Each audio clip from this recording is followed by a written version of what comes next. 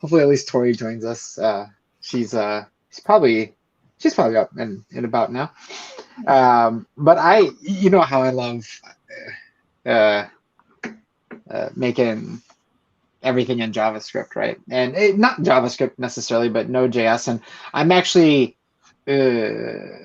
working with maybe learning something a little more robust. And for me, it's all about handling large large requests, not spread out over time, but in bulk, because that's what minting is, right? When you have a big project launching, I need to be able to handle like if 5 projects were minting at once, most apps that I know of are going to crash. And that's why I felt like a really strong, scalable backend is what's going to save my life on this one because, you know, it's so much easier to scale this.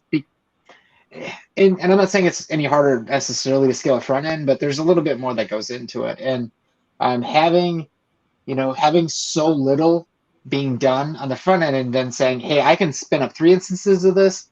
And then as soon as I get to like a 30% threshold, the next one comes on, 30 seconds, another one comes on, 30 seconds, another one comes on. And so I know there's a big push. I can set my minimum threshold before a mint to be 20 servers, for example, 20 servers worth of resources. And so, and I don't really, the billing is not that bad. And since I know big chunks are going to come, I can pre-plan these things and I can start scripting these things and I can set up times and dates where, because it's all CLI based. And that's what like people asking me like why I don't use Flux. And I'm like, well, that's part of it. I need to be able to scale up and scale down programmatically with logic and I'm continuing to look at them as an option for other things, but like for now I need something that's like I can't think, I need it to just be working. And so I put all my effort into building something that's scalable, and when I mean like actually scalable. And so I've been going through and testing, and so I came up with this. I have like a template now, a very clean template that adds clients. So for middleware, I've got like 12 config files for different middleware. So if I want to add S3 access, I've got middleware for that. If I want to add Mongo, SQL, Postgres, if I want to do blockchain calls, I have little like connectors all built, and all I have to do is just throw them into my code and they're ready to go, right? I've got WebSockets ready to go. I just have to build out the configs and show what I want. And so like as I started talking about this and I've been talking to other people about it, they're just like, can you show me what that is? And so I built this little page. It's not, I didn't actually build it. All you have to do is the markup for it. And then this is what shows up. And Fast API actually does the same thing. It just does it out of the box. So in here, it's the Swagger docs, and I happen to like it. So this is basically visualizing, not visually specific, but this is basically visualizing what Pascal made. So this is NG data, and why it's so easy for me to work with, because building this API took me an hour and a half maybe from start to finish. Nice. So yeah, and when you see it, you're like, oh, well, what does it do? And I'm like, oh, it does quite a bit. And so what I'm working on right now is, so anyways, I'll explain what I'm getting into now. But so this is, if you've got a collection, this is what happens. This is what stores in Mongo right here, this object. So this is a collection. And what we can do is if you're the creator, we can do a verification that your guard matches this key, and then I can let you update things like your image, right? So I don't have to store this on chain. I could store this in Mongo, and you're able to update that field only, for example. And so I've got some rules that are coming out. So if you can sign a command, you can change your settings. It just stores a session for you for a period of time, just like I do with my other OAuth stuff. I'm starting to kind of consolidate it all down. And again, it's just a middleware I built. But you can see this one hasn't minted anything yet. But what's cool is we can display in real time, if you pick a size or if you pick a max size, like of 1,000 NFTs, we can increment what's minted at the collection level and at the NFT minting level. It's different. It's looking at it from both sides of the coin now. We know that a collection exists, so we can do certain metrics just collection based. And then we know that the tokens exist, which can still be separate of because there's a lot more data in a token. And so I'm trying to just like work through my process of what do I need? What does the site need? And so Squeegee gave me a little task. let me grab one of these. He gave me a little task, which is not too big of an ask, but basically I'm working this into a query API right now. But this is when you put in an ID in here and you execute, this returns the NFT itself. It returns a list of policies that belong to the NFT and their whole module name. And I think this was important because if you want to do an operation, you want to look up something on chain, you need this information, and it should be included in that response because you shouldn't be guessing. You shouldn't have to do an extra lookup call. We should have it all in the record. And so this is all updated real time when an NFT is minted. So you can see it's like this is enforced. You're allowed to integrate with marketplaces can sell this token. They can have a fee. But what's really cool. Is there a reason that your policies there were a list inside of a list with an object? That seems like redundant lists. Yeah. Maybe there's a reason behind. I could see a reason perhaps for one list with an object inside of that, but a list with an object. So the structure needs a little help on this one. You're right. The thing I'm concerned about is because all right, so this right here, this name field, I basically just abstracted it. Well, actually, it's not even. So these ones are old, so I got to update this one. But what happens is you could have a different namespace for the same policy, and so I want to be careful if you have a different policy because you could still put custom policies in here. And so I really didn't know the module and the policy. So if I do just a list, I would have to do like the module and the list of policies under that module. That might work. Either way, I'm going to have to split these out so that I know that this contract's in this module namespace and this one's in this namespace. Otherwise, if I have it in two different places, I'm going to have some issues. So this was my easy cheat way around it, but I realized now I probably got to purge this whole table and let it resync so that it doesn't have this old data in here that I didn't fix. I think you asking me the question will probably prompt me to go do something with it because usually people don't ask questions unless there's something that doesn't make sense. But I do agree with you on that, and so you've got your basic URI, which is nice because here you don't have to have all your metadata. But what it also does is it lists.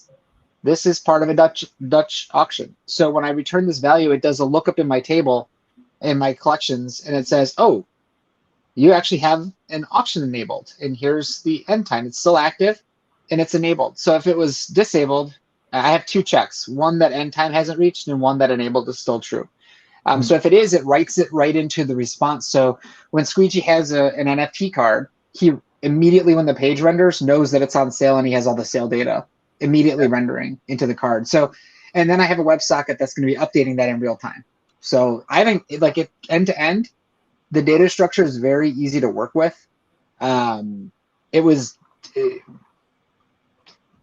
was kind enough to break a few things out into tables so that I could do my own logic on this and not have to do so much mental gymnastics. And so we built, like I said, I built this about an hour and a half. And you can see like everything that you would need for a sale is now part of this record. And so if it doesn't have the sale info, it won't have anything. And we have a case for that. That's just a normal card then.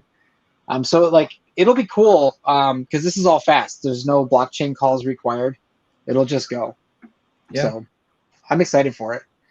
But yeah, it's just I was showing people this and they're like, well, how did you do that? And I'm like, I basically just index everything myself. And so I indexed NG in about 24 hours from start to finish, getting a node online and getting it all done on testnet. And now I can take this whole process and I have it ready for mainnet now. So once we move this over to mainnet, it's seamless. I've got a whole nother environment that's mimicking this that's ready for mainnet. So I'm really excited about it. The big difference, like for me, is when you look at V2, it's not so simple. Things are fragmented more. I have to do extra lookups, and then I have to do some extra lookups on top of that, and then I got to do a local pack call, and it's like that's bizarre. Like it just doesn't feel as the data structure isn't made for what I'm doing. It's made for a blockchain. Unfortunately, I don't remember anybody doing sales on the blockchain. They're always looking for a UI to do it. And so I think there's something to be said about looking at the UI, looking at the people who are building these, looking at their structure, and maybe including them in that process. Probably be a good thing. And when they get feedback on it, these are the reasons why we get feedback, and can say where that goes. But it's good. It's good to have this perspective, and it's good to think about things from a data structure. We've talked about this before. It's really good to think about these things before you start coding, because if you just start coding, we even caught ourselves doing that. We had to take a pause, fix it, and now we're better for it, right? And so if you can't do that, I mean, it's going to be a rough sledding. So anyways, I know we're not here to talk about NFTs and stuff, but I was happy, like just getting these things out there. And we have this. There's a let me see if I can show you Pascal.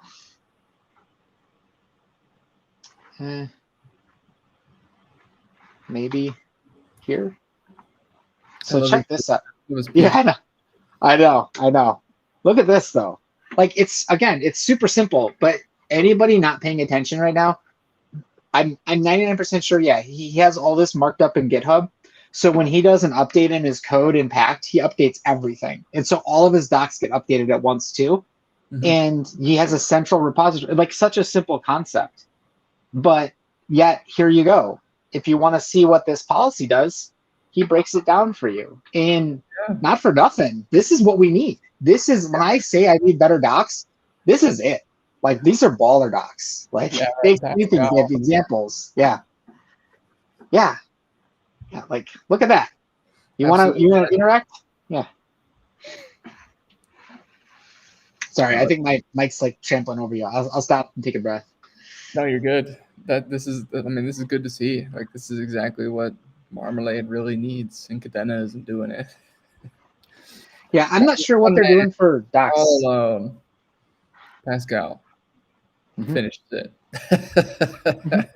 He did it all. I offered to help him, and there's certain things, obviously feedback and testing and showing him and visualizing it and going through and testing things and saying, hey, I think we need to tweak this. And he's been really good about, if you present an idea to him, the last thing he'll say is no. He's really good about knowing if you're even addressing, or if you're even tackling the problem, or if you're just finding a symptom. He's really quick to pick up on that. And so I've enjoyed working with him on that front. You present a problem, you don't have to solve it. He just takes care of it, and he'll explain what he did, why he did it. And usually he'll give you the rundown before he goes and implements it and gets your opinion. And I'm like, what a novel concept. Like I love giving him time, because I know I'm helping somebody who actually genuinely cares about my feedback and is taking my feedback and doing something with it. And when he's disagreed with me, he's very blunt about it, and that's okay with me, because he also explains his rationale. And when he explains it, you're immediately like, okay, I may not agree on the surface, but I get why you would do that, and you're right, you know. And so I find myself finding it very easy and fluid to work with him. And honestly, he just wants what's best for the community. So for me, I'm all about community as well. And so for both of us, it's like we just want something really good, and this something that actually works. Yeah. So it's all detailed, all documented. I mean, he's got pictures, UML documents. Yeah. Pascal. Let's go, man. Yep, he's got everything, man. So like it's just night and day. And so I'm hoping, at least, you know, for everybody who's gonna primarily use V2, I hope they do something like this, because that was one of the primary complaints of V1 was, how do you get data out of here? And so I have to build all sorts of lookups to do like a simple on-chain lookup in V2 and V1. And I was really hoping we could address that, but we did not. So I'm still stuck with scraping all the data on the back end and putting a picture together, or doing a ton of random lookup calls and hoping that I know who owns an NFT. Outside of me tracking it, I got to go to events or pull the table. So it's one of those things that I just wish we could make a little easier for developers. But anyways, that's what I wanted to share. I like these little things. I feel like they're really good to give people, because I want to give people access to this API. I can give them access to this, and they can go look at the code structure, and that's all I got to do. Okay, so this is my curl command. Hell, you can just go to ChatGPT and say, hey, can you convert my curl command to an Axios request or a fetch request? Like, I don't even care if people do that. It's very simple. Once you do it once or twice, I hope people would not do that. But like, if you don't know how to code anything, this will get you the output for what I just ran. You don't have to have coding experience. You just have to copy and paste this and change this. And so I always find these to be really useful for people who want to dabble and see kind of what's going on. And then they get the itch to build like a simple site, and then they build a complex site, and then they start learning. So it's like the dream. Yeah. It sounds like, I mean, just looking at this, it seems like you, Pascal, Squeegee have put together your kind of full stack, like, or just back end experience for software devs on Kadena. Yeah. And that's touching nice. Yep. There are people who will love that. I think so. I wish I knew. I wanted to show you something else, but I don't think it doesn't matter. It's there's another site that he built an Explorer for it, like a full. Anyways, it's neither here nor there. I just thought it was funny. I want to share kind of what has changed since I talked, even since Tuesday. Like, we're making some killer progress. So yeah, this site. Nice. Made an Explorer. So this is a token on NG. Nice. Oh yeah, Yep, man. Great. So you can see what's enabled real time. Mm-hmm. Oh yeah. Heck yeah. Yep. So it's just as well. Yep. Yeah. Dang. Yeah, because why not? And he was able to do this all with local calls. Like, you can do packed calls for all this. I went with Mongo because I'm building something a little more complex, right? And I need a lot of data. And I'm afraid 100 people hit this at once, packed might choke. Maybe not, but I know Mongo won't. So I'm just more comfortable with it. And I like it for the real time stuff so that I can do my WebSockets and things like that. So So this is for sale. So it's cool. But anyways, what's up with you? I don't know what you want to cover today. I just had like 20 minutes of our time. For me, I think the main thing I wanted to talk about was Radix going live yesterday or last night. So Babylon is live. And that's when the crap hits the fan, right? Yeah. We're gonna see how all their hard work, all the things they've been trying to do. It's public now. It's in the wild, and it's finally time to see if their approach is going to work. So there's only one way to find out. Yeah. Well, I mean, they've run thousands of tests. Yeah. With their thousands of people in their community. Like testing tons and tons of different things, like reading the history of how they arrived at where they are it was actually kind of a funny. There's some guy who wrote kind of a satirical thing about it, and the founder named Dan is just like, I enjoyed reading it.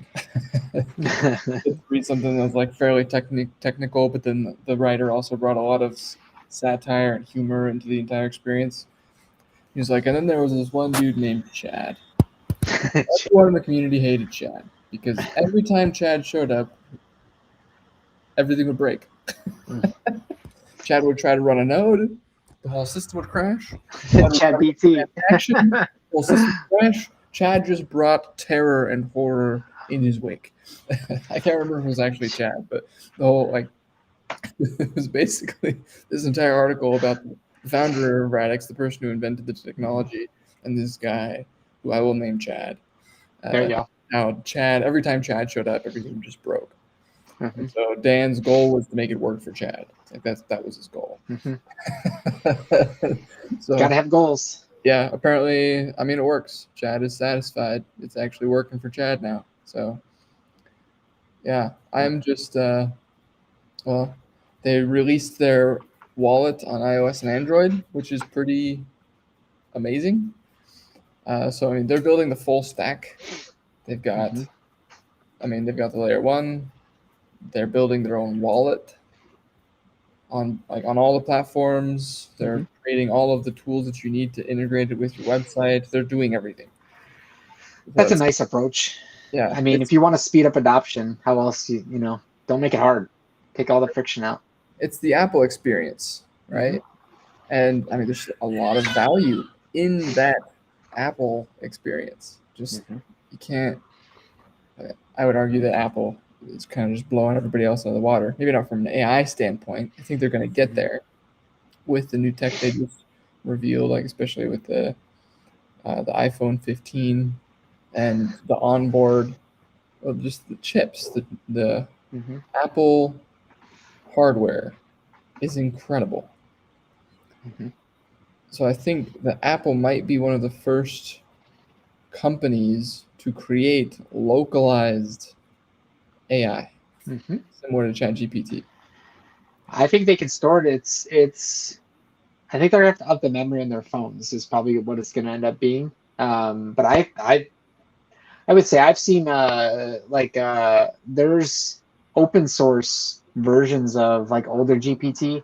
It's at the level of like 3, maybe 3.5 now, that I've seen, and you can run that on your local PC now. And I happen to have a big GPU farm, and I was tempted to like hook this up to one of my servers and hook a couple video cards up and see how it runs and performs, but I'm just too lazy, to be honest. But I think if you think about it, I mean, people were talking about like, can I put this tiny build on my Raspberry Pi and run it? And I'm like, probably not, but why not try? It's if you got the specs to do it, and the specs are continually coming down for those models. I think they're making a market for that, and they're making a market for even larger scale LLMs. I mean, we need both. I think the centralized idea on a phone with really good. I don't like Apple in the sense that I have nothing personal against them. I have a MacBook Pro and I love it. I really do. It's probably my favorite thing from them, and I'm glad I bought it. I was happy that I'm not on an Apple phone anymore, but I think that if you were going to pick like Android, I think Android would have a little more problems with it because there's so many hardware types to account for, where you'd have to get the phone vendors involved, and they don't care about any of that. I mean, that's not their business, and it would probably be a distraction for them. So I think if anybody's going to take it to the phone market, you're probably right. It's going to be Apple I think for very logical reasons. I just think that they're the only ones who have the hardware continuity, which I knock. Their hardware and their design is always the same. I knock that, but in this case, they end up being first movers because of that in that space. And so, to me, if I'm them, I'm pushing those buttons to get going. Because nobody else can keep up at that point. Even I don't think Android can do it. I love Android, but I don't see how they can do it. It's just too much hardware. Oh no, yeah, I think Android is going to get left in the dust. Like, I mean, if you think about it, you have the Apple ecosystem. And so the cool part is my laptop could technically use my phone as a processing unit.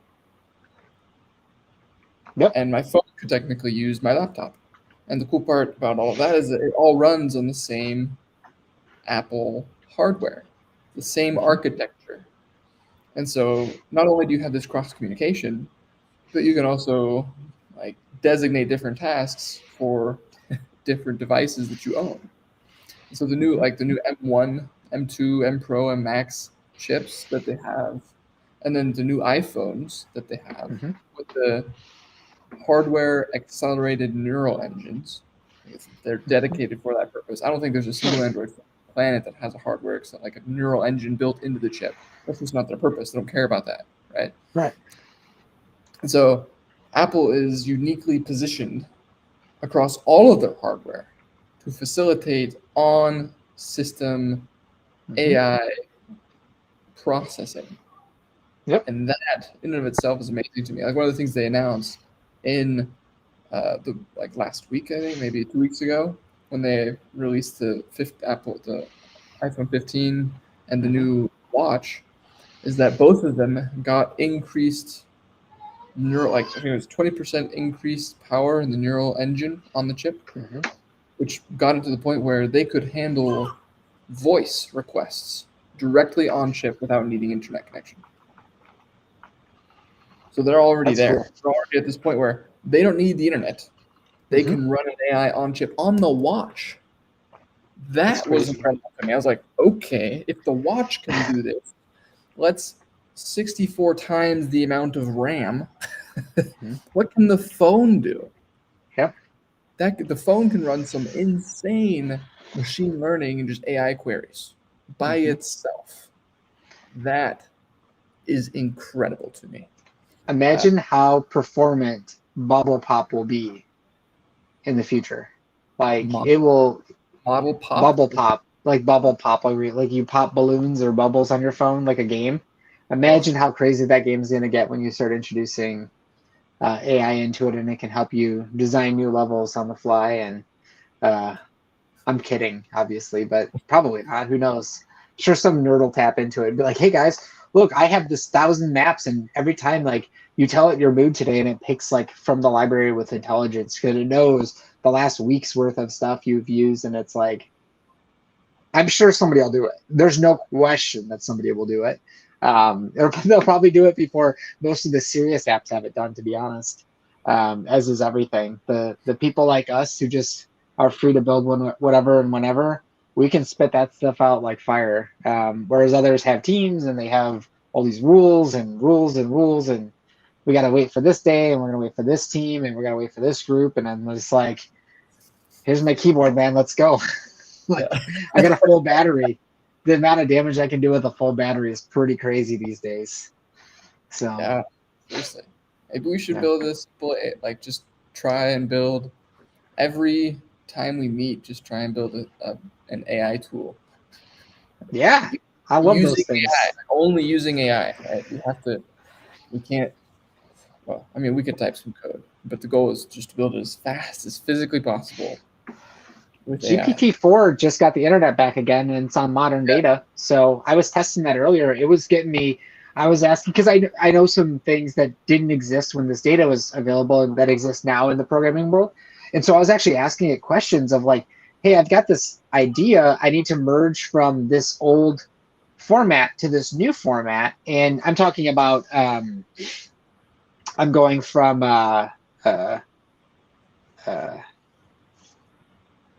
complete different, like you go from CommonJS, you got ES6, you have completely different ways of handling things between the pages or between the script files, and even the script like CJS versus just doing JS and things like that. And so I am like, some of my stuff is on the old way and some is on the new way, and it's fine either way.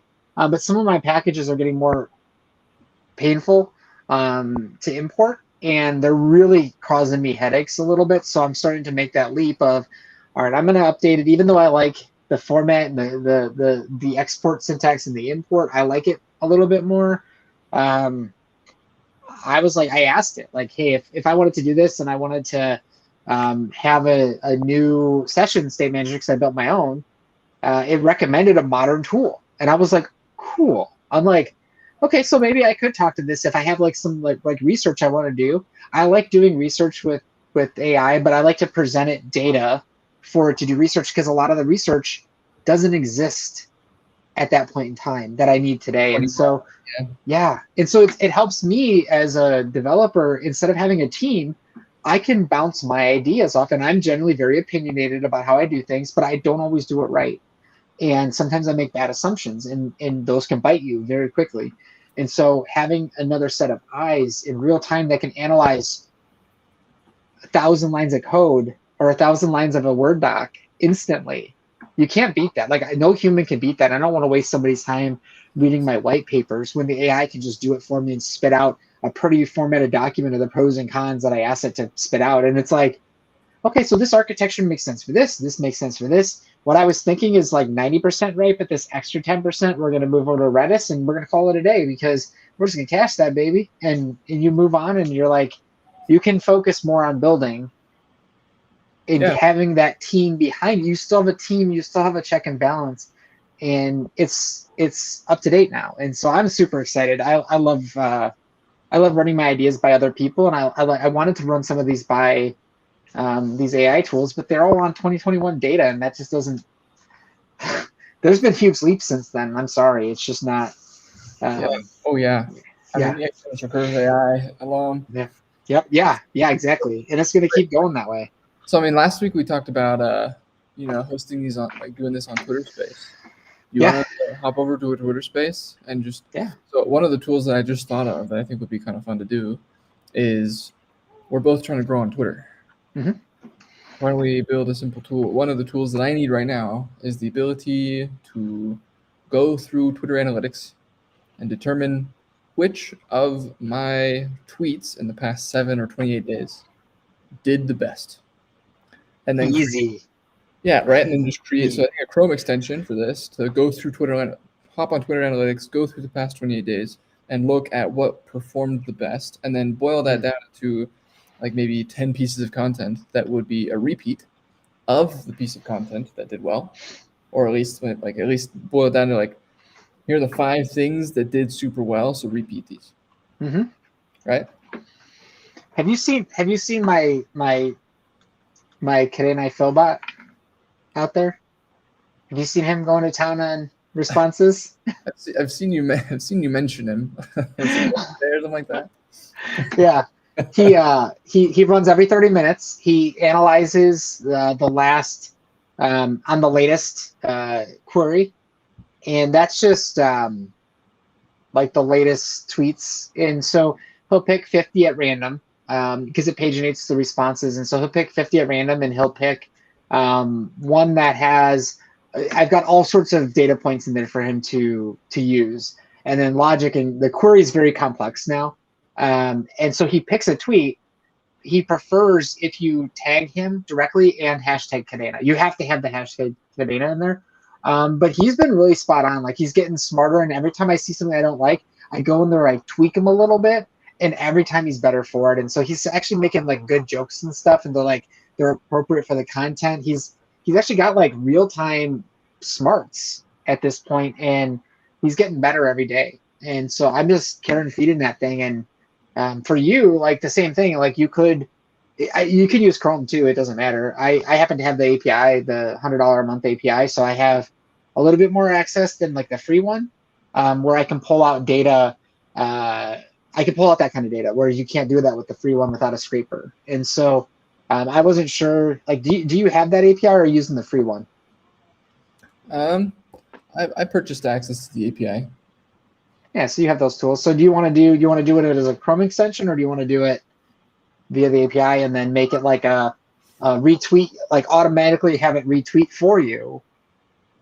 Like when it hits that, like if you run that every month, for example, and you analyze the last 28 days, and then have it automatically retweet the top 10 tweets for you.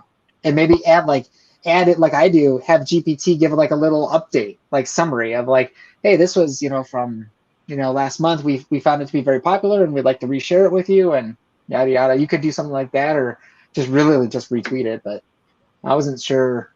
I think I personally like there's lots of tools that can already do the retweet for you, like retweet your best. Sure. So I think I'd just prefer to let those tools already handle that. Okay. Me, the biggest tool that is missing is literally what did the best and why. And why? Why? Maybe like as close to why as possible, but just maybe even not even why, but just what did the best. Okay, let's write more content on that. I can count like hundreds of people who say, just put stuff out there, fail fast. And it's like, all right, great. How do you what's your cadence, or how do you go and look at what is working, right? So I just want to build a system for it, because I'm sick and tired really of not knowing what is working and what is not. And so I want to build a system that helps me know what content of mine is succeeding the best, so I can double down on that, triple down, 10x, that kind of content. I see. So okay, so that makes sense to me. I think I don't know if you want to jump over there. That's fine. I just want to show you one thing real quick. My little brag for like 5 minutes. So Twitter had shadow banned me for a couple days, so I cut my data off right before they shadow banned me. And this is what my typical tweet day is like, or my reply day. It's about 130,000 is what 135 is my average goal for each day during the week. And so today I kind of went a little overboard. So we got 300,000 impressions today. And so now I'm working on getting followers. My ultimate goal is to be able to get 1,000 impressions or 1 million impressions a day is my ultimate goal. And so I'm finding out different ways to mix in tweets some days and then replies some days. And I find at my size, the replies are 1,000 times more effective. And so everybody who says that, it's true. I can't tweet my way out of my problem right now. Twitter literally shadow bans me when I tweet too much. So what do you do? And one time I replied on somebody's tweet it looked fine. A bunch of people reported it, and it got me 3 days of I could barely break 2,000 views. And I'm averaging 130,000 a day. So you can imagine how I felt. I was very, very upset because there's nothing you can do about it. And there's no warning. It just happened to be I replied on something that looked inconspicuous. It got reported, and I got slammed for it. And that's not the intent. I'm sure that's not how they want it to work. It's just tuning and stuff. So I even like this stuff. Like I know, like you getting some of your responses on bigger accounts and providing them valuable responses, and just for me to you, is a huge driver in getting more impressions and getting more engagement. In my opinion, is from what I've seen and what I've tested. Getting those really good tweets, getting that data, cutting it down into a reply, and getting that to the right people, these 100,000, 50,000 plus accounts that draw millions of views every tweet, getting your responses on there and then getting them up to the top, that to me would be like a really good way to get more visibility and get some of your inspirational stuff out there. Like I think that's a great. I mean, I do that. I reply to people's tweets for around 30 minutes every day. Oh yeah. But I mean, I can show you my analytics, and I feel like I've been shadowed. I don't know if I'm maybe shadowed. Right word. Yeah, show me. I show you mine. I show yours. Show me yours. I'll show you mine. Dude, my analytics are crap. All right, are you ready for this? Yeah. All right, so I mean, my average is like 788. Yeah. Today I got 6,300 because I post like the person I commented on Zuby, Zuby, and then he commented on me, and that pushes it to the top, right? But I still don't get any organic impressions, and I post a lot. Yeah, you do. So I mean, I don't know if that's because just looking at your numbers, I feel like I'm shadow banned. I don't think you are. I mean, at least today you're not, right? So sure, I stopped sharing, but on one of the days last week, I got 2,700, and then another day I got 3,500. They let me go for a little bit, and I hit 23,000 in about 35, 40 minutes, and then it completely knocked me off again. And then I went back to getting over 100,000 a day, and so I probably pump out between 100 and 125 tweets a day as pure replies, and so it's a little more time. I do a period in the morning, I do a period in the middle of the day, and a period before I go to bed. And what I like to do is I like to put like random quips that are in my head out there on the internet, just responding to people. So it's more than like one-word answers. And sometimes I'll get 50,000 views on one of those. Like put out a very detailed, like thoughtful tweet to something funny. People see those things, and I think my last one got me 1,200 likes right now.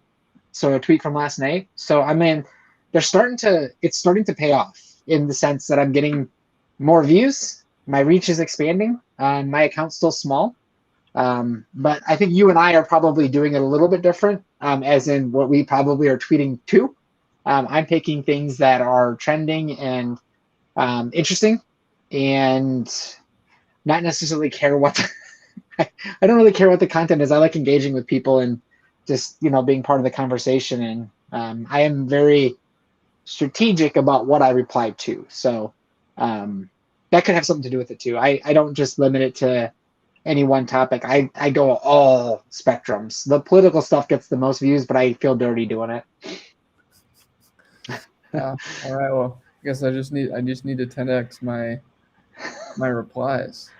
Just do 100 replies in a day, and let me know how you feel in the morning. The other good thing to do is in your settings is to make sure that you do not display any harmful content or any questionable content, whatever that filter is. I had it off for the longest time because it doesn't bother me. Like I don't care what people put on here. But if you accidentally reply to one of them, you will be shadow banned for a while. So that helped me quite a bit stay out of that rut. All right. I mean, I definitely see. I have that off already. It's already off. Okay, good.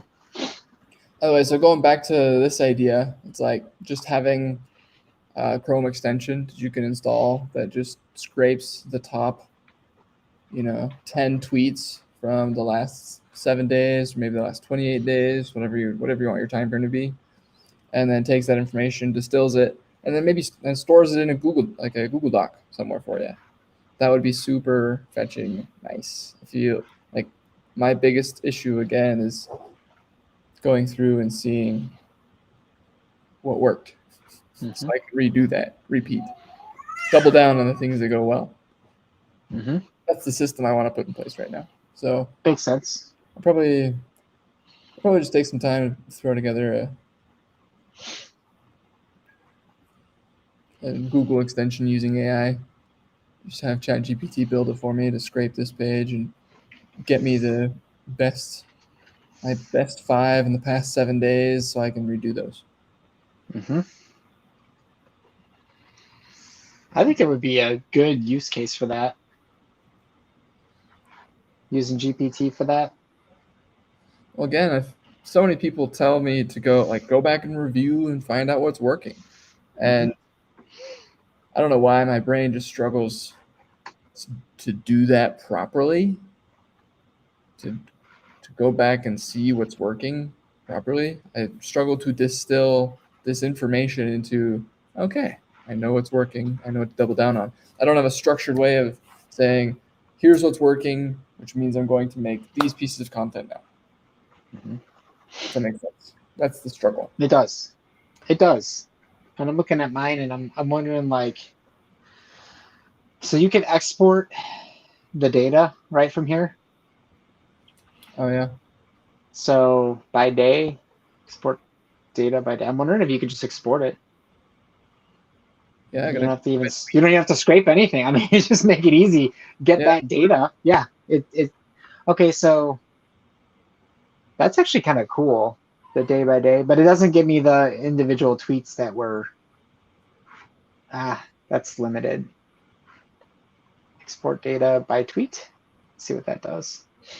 Because then you could just filter it real quick. And I'm always a big fan of automating everything, but I'm also a fan of like getting the data, ingesting it, figuring out what I want to do with it, and then pipelining it. And in any case, I can hit a download button. Is a very repeatable process, right? Yeah. Very, very easy to handle. So I think the tweet one, it's taken a while to think. I'm guessing because I have an insane amount in here, right? When you're throwing out 100 plus tweets a day, tweets and replies, it's over a month. It's going to have quite a large file. Yeah, so that's why you need to do the last 7 days, maybe. Yep. Yeah. Yeah, I mean, just having this document alone is pretty good. So now what you do is I have it. So now we hop over to ChatGPT. We make sure that we are on the advanced data analysis. We give it our file. See, this is the stuff like I hope people. I don't know if anybody's even watching this right now. It's irrelevant. I'm having fun, so I don't really care. Yeah. But like this is the kind of stuff I wish people could understand. Like we use these things to make our lives easier.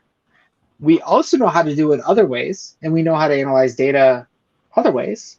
But nothing's this fast, and nothing's going to be this efficient at that speed that we can possibly comprehend. In my opinion, like there may be other tools, but like at your fingertips. I mean, this is I love blockchain for this. Oh, this tweet detail. I need to put this through mine now too, because holy moly. Impressions.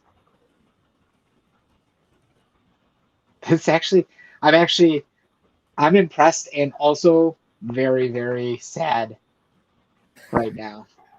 If you saw how big this spreadsheet is for the last month, or this is the last week.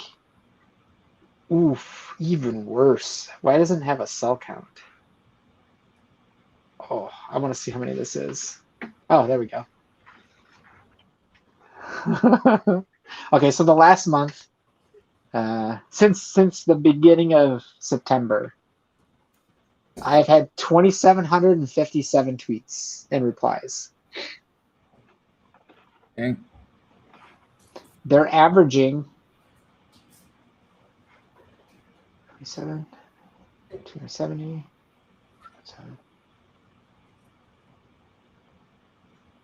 They're averaging 1,000 impressions per tweet. That's pretty good. That's yeah, good, man. That's actually one of my KPIs. I'm nailing it. I couldn't like literally. It's almost exactly 1,000 per tweet. Almost exactly. That's pretty crazy. If you got to have goals, you better crush them. Yeah. I'm curious what it's going to come up with.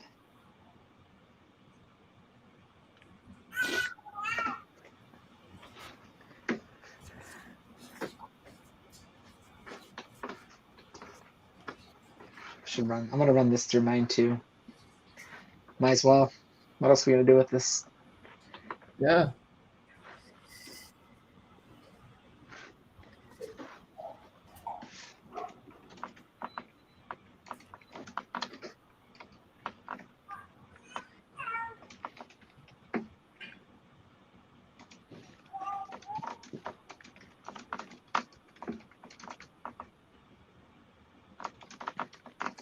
All right. I mean, the biggest issue that I have right now is like, what questions can I ask this to get the appropriate datas out, right? I want to summarize my top 10 impressions and engagement, plus any other stats you feel are nice to summarize. Thinking about it like KPIs and how I can improve my Twitter reach. I'm just human talking to it right now. I'm not even prompt talking to it. I'm sure I could run it through my prompt generator and get it better, but I was just reading off what I threw in there. I generally find when I'm doing data, talking to it like a human always gives me the best. Like conversational, like I feel like conversational always gets me the best results for this. I'm sure if you said like column A through column B, add it up, summarize it, and then kick it back, I'm sure it would do better. But it looks like it's kind of spitting out kind of like what you did, like what it gave you too. Interesting. Yeah, I'm wondering how you do it so that it's repeatable, right? That's I need to do this every week essentially. Yeah. I mean, again, turn this into a system, right? I want this to be a system. I download that CSV for the past 7 days. I plug it in here. I hit go. All right, copy in I paste in my prompt. I hit go. It feeds me back. Here's the 10 posts potentially that you could think about making, and then I just take those and run with them.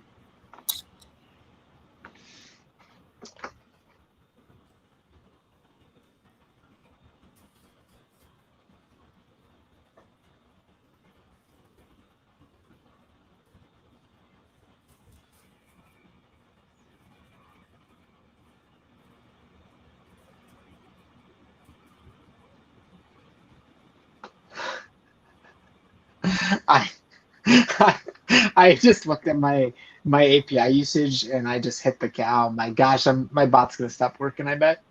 I hit the threshold cap for how many tweets I can pull in a month already. That's stupid. Huh. I wonder what it's gonna do now. If it was smart, it would just throttle me. That's a low cap too. 10. Maybe.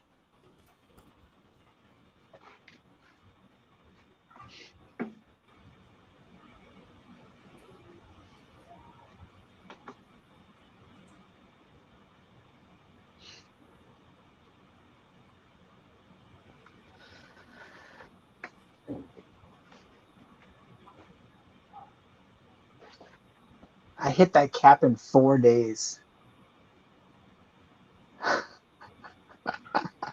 Oh, Phil, you're gonna stop working, I think. You have to get the, I think I need the $5,000 a month API to do what I'm doing, which is so stupid. Like that's never gonna happen.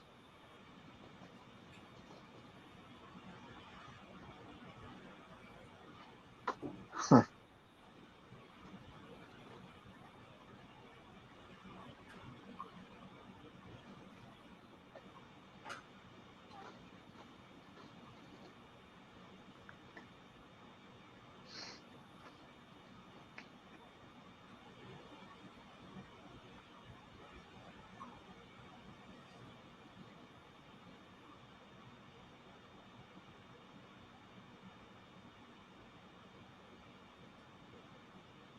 I think you can, yeah, through the API, you can pull the last 7 days, all your tweet data, and then obviously just export it to a CSV. That button is it looks like a call you can craft. Yeah. Yep. Not sure unless I could automate the entire process, I don't really see a super big reason for me to automate that one step because it's already just a one click. It's like one button click. Yeah, it's just one click. Yeah. So, I mean, automation, the goal is to decrease the number of decisions I have to make, aka how many buttons I click. So if I don't decrease the number of buttons, there's no reason for me to, spend a whole bunch of time trying to automate something. I mean, this is a great start. Step one to automation is being able to do it manually in a repeatable manner. So this is great. Like, this has been awesome, actually. Like, reading through all these, I actually did get quite a few ideas. So, this is perfect. Let's go. Yeah. This is exactly what I was looking for. That was great. Was that 10 minutes? I think we started this on this adventure like 10 minutes ago. Yeah, and you already have data. I have data.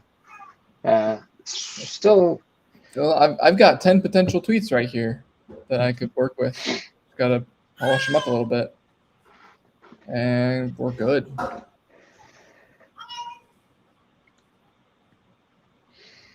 I have an average of, the average number for retweets and likes are respectively 18.7 and 274.8. So I get an average. That's a crazy. I didn't realize I got that many likes. There's a lot. Yeah, my average tweet, my engagement rate is way too low. I gotta fix that. But I average almost 19 retweets per tweet and 275, just to round it up, 275 likes per tweet. That is insane. That's a lot. Are you sure that's accurate? Because I mean, each of those. Are you calling GPT a liar? Yes. Yes. Yes. Because I mean, that's a, well, I guess it brings up the question, like, how's Twitter measuring engagement percentage? Yeah, I don't know how they're measuring. I know there's a formula, they shared it. I don't know what it is exactly. It's the total number of there's like a, I'm sure what the what GPT did was it took the total number of engagements and applied it to the number of impressions.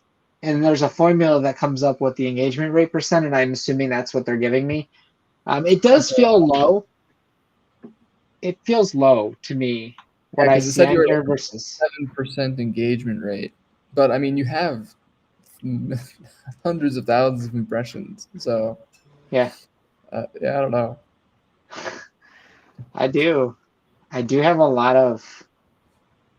I had 7.7 thousand likes today. No, 2,000 likes today. Okay, 2,000 likes today. I mean that's still a massive number, dude. Holy cow! That's more than a lot of people get views. So it's starting to work. It's starting to, every day I do a little bit better, and so I'm a big fan of self improvement. So I look for opportunities to make what I'm doing better. So Yeah. I'm just gonna keep doing that, and I'm a little nervous, like what's gonna happen to Phil now, because he's reached his threshold of lookups. What do they do? Are they gonna charge me more? Poor Phil. Man, he's been so fun. So my tweets get a lot of engagements. My replies don't get hardly any engagements. So that's what drives the engagement down, is when you get. So that makes sense. I can see why your engagement rate's pretty low. Yep. Because with my screen still sharing, but yeah, it's the replies aren't going to drive as much. They're starting to go up again though, as I'm getting more people to that are not bots, obviously. I gotta figure out what I'm going to do about this, because I want it to have real-time responses, but if it's gonna. Well, I mean, your quota resets at the end of the month, right? October 24th. It's on the billing cycle. Oh, that sucks. Okay. I hit 10,000 tweet views in 4 days on my. Look, that's stupid. That's a small number. 10,000. Although, I'm gonna have to get smarter about that. But maybe I'll just let Phil have a break for a couple days and figure out another method to get tweets to him. All right. So next week on Tuesday, we're gonna turn this into a Twitter space, because we Yeah, both let's do grow it. on Twitter. So let's just hop on and let's talk. Let's do what everyone else does and just talk about growing on Twitter. But let's fetch and use AI to crush this, man. Sounds good. Let's do it. I'm excited. I mean, we're both trying to do it. Let's just do it. And if anyone else wants to hop on, let's just teach. Because I mean, make a space. Yeah, this little step of just like, go here to export your data on Twitter by tweet, hop over to ChatGPT, open up this little thing and paste in this prompt, maybe make some changes if like you want to add it for topic of your own desire. But I mean, you do this once per week and boom, you had 10 more pieces of content that the AI just gave you based on the things that we're doing well. So the likelihood that it will do well is increased. Yep. So I would agree. Okay. All right, we have our new direction. Alrighty. Sounds like fun. All right, and I think this is more aligned with what we're both trying to do right now. I think so. Yeah, I want to grow my reach for sure. So it's a better long-term strategy as well.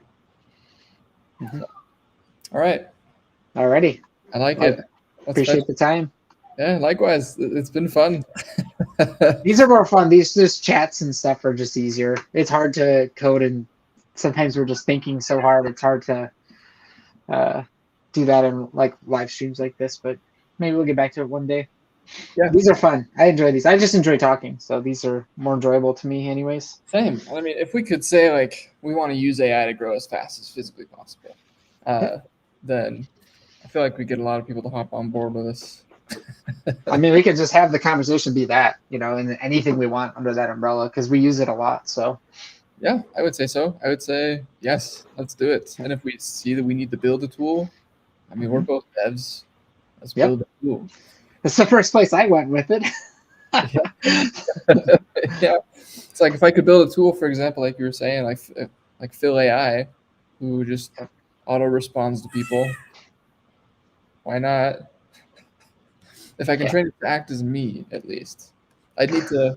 So I mean, I have this All right, where am I? Where am I? I have this poster of my own, not AI. Might have to get rid of that.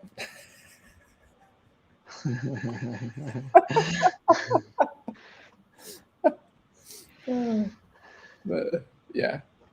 Okay. All right. I'm excited, Amir. This is great. This is gonna be fun. It will be. Go. Let's grow on Twitter. Let's get to 100K. Let's get to 100K before Easy. the end of the year. 100K what? Followers. 100K followers. That's the goal? Before the end of the year. You think we can do it? No. No. But let me tell you why. Because when you start growing too fast, Twitter throttles you. And I think, seriously, I think they'll throttle us to the point where it's impossible. But I actually like a challenge. I don't know if you know this about me, but I turn everything I do into a game, and I do not like losing games. So if you say we're going to grow 100,000, I think the spaces will be the key for that. Yes. That's where you get like 100 to 1,000 in a space. If you can start getting those spaces bigger, and I think, yeah, why not? Let's do it.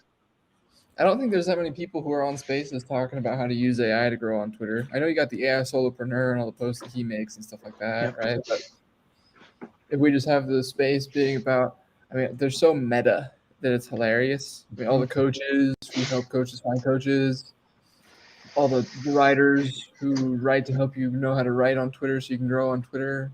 So it's help you grow on Twitter, or went to this many followers in this much time. I'm showing you how. Right? So I don't really care about doing that, but I do want to learn the principles and psychology behind influence. And if I can learn the principles and psychologies behind influence and leverage that hard with AI, right? That's pretty good. I think so. Like I know what I want to do, and I've been trying really hard to expand my reach, and I've been going at it mostly solo. But I think anybody will tell you having a solid group to do this with is always going to be better. It's just the way you grow; it's just easier. So it's also more fun. I mean, you're turn it into a game. Absolutely, way more fun than these single player like hack and slashes. It's like if you get 2 people in the room, it's like you doubles the fun, minimum. It's true. Because then I have more targets to shoot, and aim. Well, yeah, exactly. friendly fire. No, stop. That's always what we would do. Like, get to the end of the game, and then I'd and my buddy's like, dude, look, we just played there for 6 hours. And I'm like, I've been waiting for 6 hours to just cap you. He's just like, dude, it's not PvP. I'm like, I just made it PvP. It's personal for me, and I won. I don't even have to finish cross the finish line. I already won. Yeah. My friends could all attest that's a true statement right there. I always found everything to be like you've got your team, but like at the end of it, like somebody has to win. I don't make those rules, and I could just let us all lose, but I feel like that's probably not the lesson. The lesson is don't trust me no matter how many times I tell you to trust me. I always taught that lesson, and they always fell for it. So maybe it's just good friends, trusting friends. So you build it up, and you destroy them, and then you do it again on Fridays and Saturdays. The foundation of every good relationship, is trust and good energy. So that's right. I mean, you're bringing some good energy. They're trusting that good energy. And I guess they just haven't gotten to the point where they trust that you'll flip that energy into murderous intent at the very end. They would try. They by the end of our youth, they all figured it out and would gang up on me, but it didn't always work because I was usually prepared. So just nuke us all. Sometimes I just nuke us all and be like, "Sorry, guys." Yeah. So, anyways, neither here nor there. All right. Well, it's a pleasure as always. Likewise. I'll see you on Tuesday. Yeah. I'm gonna do some research to see how we can still stream like this, but also pipe it into a space. Okay. So we can still share each other's screens, and if people want to hop in and follow us on the different platforms so they can see what's happening as opposed to just listen to it. And let me know if anybody's on Radix, if anybody's got like NFT examples for how you can create one, like programmatically with JavaScript. I'm serious. It took me an hour to build a minter for that. That's it. I don't care how complex it is. As long as I have a wallet, I know how to sign it. Like the rest is super simple. I've got like in my head, I can close my eyes and envision how you mint NFT. Like it's really simple. Yeah. I got everything. So a repeatable process and everything. So I'd be kind of just cool to.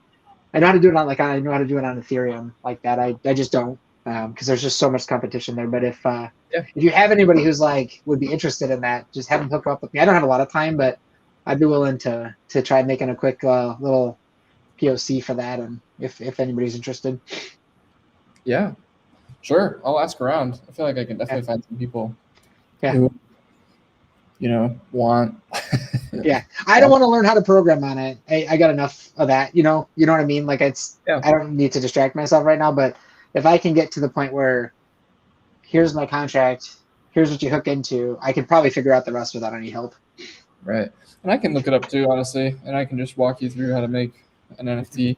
I feel like they have a package that would likely make it really simple, because at the end of the day, all you need to do is tell the layer 1 to create an NFT with this metadata. That's it. And That's so even easier. Yeah, because you're not interacting with the smart contract. You're not doing any of that. You're just saying, make this NFT with this data. Cool, we're good.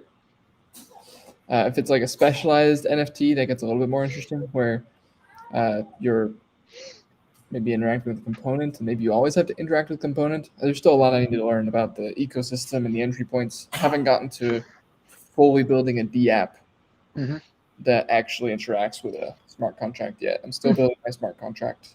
Then I'll build my DApp. But, okay. Yeah. So food for thought. Yeah. Let me know. I mean, we'll see if I can learn it tomorrow, because I do think people would fetching love to have an AI minter on Radix. It's one of the first apps that goes live. I think I literally people would a love day. you. People would absolutely fetching love you. A day. And if I can make it with you, I'm happy. Yeah, absolutely. Let me know. I'd be happy to spend some time next. Absolutely happy to spend a couple hours next week and put something together if it's feasible. Yeah. Okay. So, all right, man. You take it easy. Be in touch. You too. I'll see you on Tuesday. Bye. Let's go. Let's get to 100K. Let's get throttled by Twitter because we're growing so fast. I feel Heck yeah. That's the place to be, man. Throttling my bot now. I'm pissed, but I'll work through that. You could swap him over to my API key. And you can in 5 days, it'll be expired too.